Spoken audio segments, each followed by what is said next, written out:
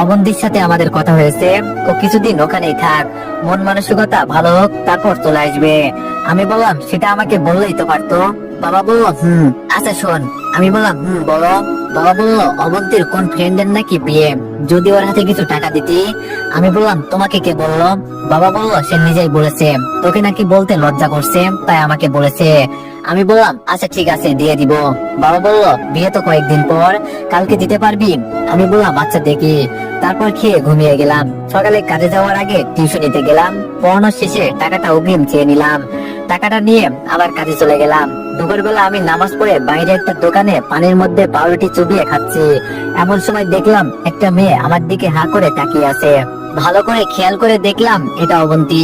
তার কয়েকটা ফ্রেন্ডের সাথে কোথাও যাচ্ছে মনে হয়, বাসের জন্যই অপেক্ষা করছে। আমি দেখেও না দেখার ভান করে কভার ভ্যান চালককে তাড়াতাড়ি এখান থেকে চলে যাওয়ার জন্য বললাম। সে ভ্যান চালাচ্ছে আর আমি পিছন থেকে ঠেলতেছি।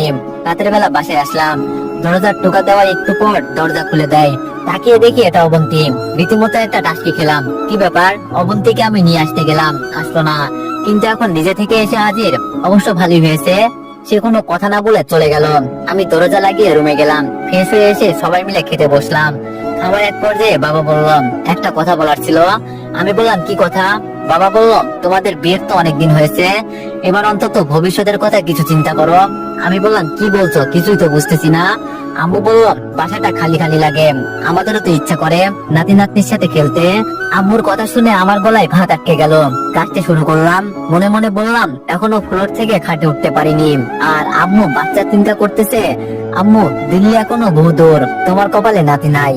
কিছু না বলে চুপচাপ খেয়ে উঠে গেলাম। রুমে গিয়ে বসে আছি, একটু পর অমন্তি আসলো। আমার দিকে তাকিয়ে রইলো, দেখে মনে হচ্ছে কিছু একটা বলবে। আমি বললাম কিছু বলবেন? অবন্তি